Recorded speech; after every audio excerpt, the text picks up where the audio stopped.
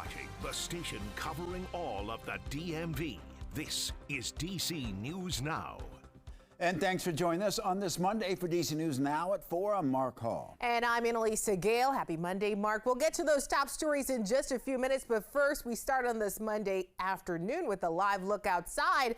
Look at Roslyn right now, looking sunny, beautiful, little bit chilly, Mark. Hey, nice start to the work week. Let's get over to meteorologist Damon Matson with the first look at the forecast. Damon, I had a nice walk again today. No complaints here. Good to hear. Good to hear. Yeah, it really was another beautiful day out there, carrying over those conditions from the weekend. I will say we only saw some subtle changes, and one of those being the fact that we had some cooler temperatures. It all started early this morning. We did fall into the 40s along and east of I-95. That includes D.C. Meanwhile, back to the west, low temperatures very early this morning. We're down into the 30s, so you definitely felt that chill in the air to kick off the day.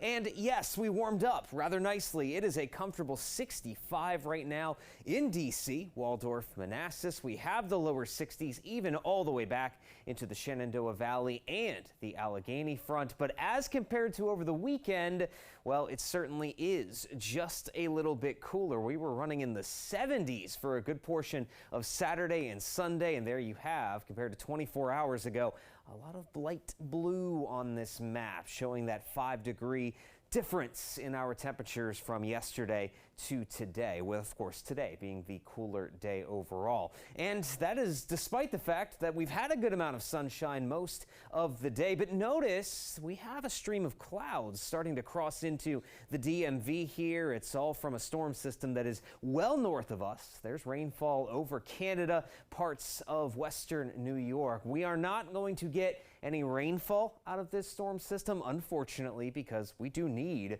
some soggy weather. We've been rather dry for the last several days, but hey, we are going to see an increase in that cloud cover as we roll on into the night tonight, and that in turn is going to keep our temperatures from dropping all that much. We only fall into the lower 50s and pretty much stay there as we go through this Monday night. So yes, turning cloudy, staying mild. That looks like the trend here in the near future. But as we go into the rest of the week, will we see rising temperatures or much cooler air arriving? We'll have a full look at your forecast coming up here in just a bit. All right, Damon, thank you. New tonight, domestic violence charges have been dropped against a high-ranking official in D.C. Mayor Muriel Bowser's administration, and that's according to attorneys for both Dr. Christopher Rodriguez and his wife, Amanda Rodriguez. Rodriguez, the assistant city administrator and acting chief technology officer, was charged with domestic assault late last week and placed on administrative leave. Well, the statement is as follows. Dr. Rodriguez and Mrs. Rodriguez agree that a family medical emergency has created extreme stress and anxiety, and they wish to prioritize their children's health and well-being. The parties agree that on November 2nd, that neither party physically harmed the other, nor did they intend for any party to be arrested as a result of their verbal dispute. Mrs. Rodriguez did not encourage nor request any charges to be brought against Dr. Rodriguez, and the charges against him were dropped. Both parties wish to move forward to work amicably, and they request privacy at this time to focus on their children. Rodriguez is the second high-ranking member of the mayor's administration to be accused of assault. Last fall, then Deputy Mayor Christopher Geldart was accused of grabbing someone by the neck outside of a gym in Virginia. The charges were later dropped. And over the summer, another former deputy mayor, John Falcecchio, resigned after being accused of sexual assault. DC News Now is your local election headquarters, and we're less than 24 hours away from the polls opening for the midterm elections. The stakes are high, especially in Virginia, with both the House of Delegates and the state Senate all up for re-election right now. Our political and government reporter, Leonard Fleming, was in Loudoun County today to talk with voters about their top issues. Interest is high for Tuesday's election, especially here in Loudoun County, where Republicans, including Governor Glenn Youngkin, and Democrats have pushed hard for support. But it's also an election where every single seat is up in the General Assembly, and issues like the economy, schools, and abortion rights are up on this ballot.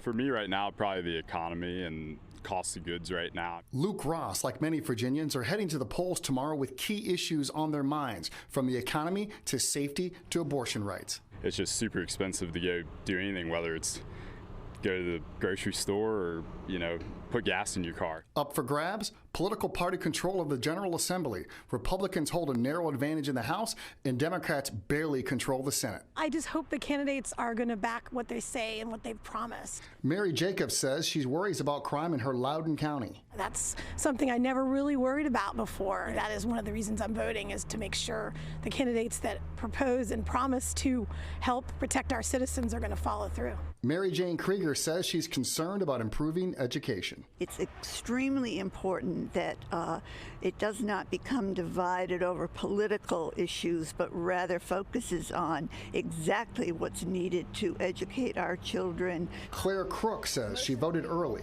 but she says she's fatigued with the Republicans touting crime and Democrats pushing abortion rights. Crime's been around for a really long time.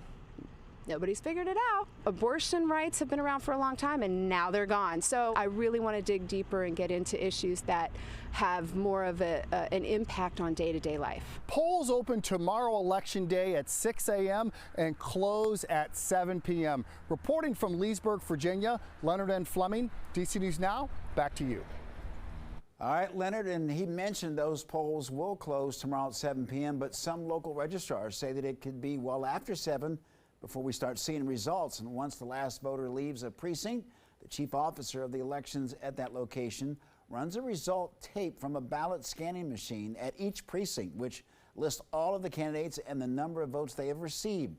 Now, because of the length of the ballot, it may take more time for the tape to print and for the chief officer of elections to transcribe and report the data. Plus, it will take even longer for the tape to print for absentee mail and in early voting ballots. To give you a frame of reference, in the precinct, it may take them probably 15 minutes, 20 minutes to run the tape because the ballot's so long. In our central absentee, because we have 36 different ballot styles, it's going to take us an hour and 45 minutes and probably 6 rolls of tape to go through. So they'll be babysitting these.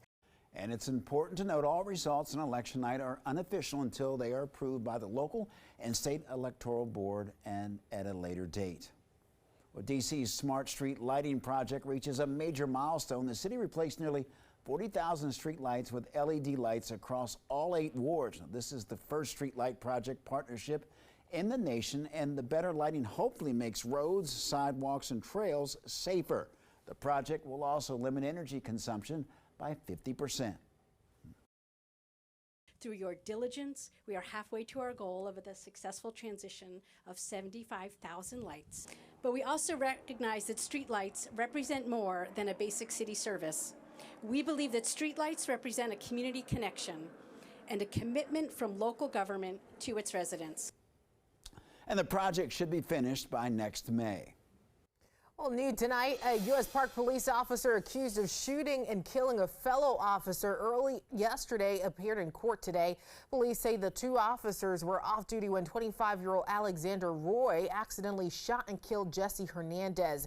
It happened in an apartment complex in McLean Saturday. Our Haley Milan was in the courtroom today and shares all new details. Heartbreaking for the family of Jesse Hernandez. They were inside the courtroom this morning as Alexander Roy appeared before the judge. Police say that alcohol was a factor in this case and that Roy didn't believe that the gun was loaded when he pulled the trigger.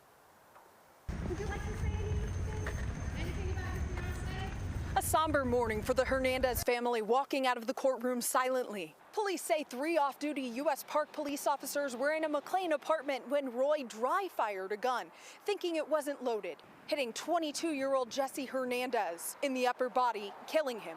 Police didn't say whether Roy used his duty-issued weapon. 10 other cop cars pulled up at once, and we're like, oh, something bigger is going on. A startling scene for neighbors in the Tysons area, where they say they typically feel safe.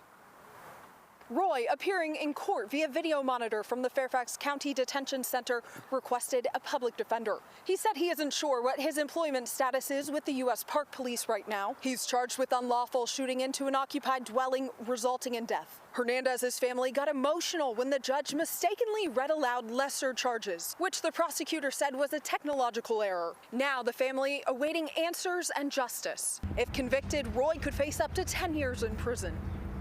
A preliminary hearing in the case is scheduled for February 6, 2024. Roy can make a motion for bond on November 8th. From Fairfax County, I'm Haley Milon, DC News Now.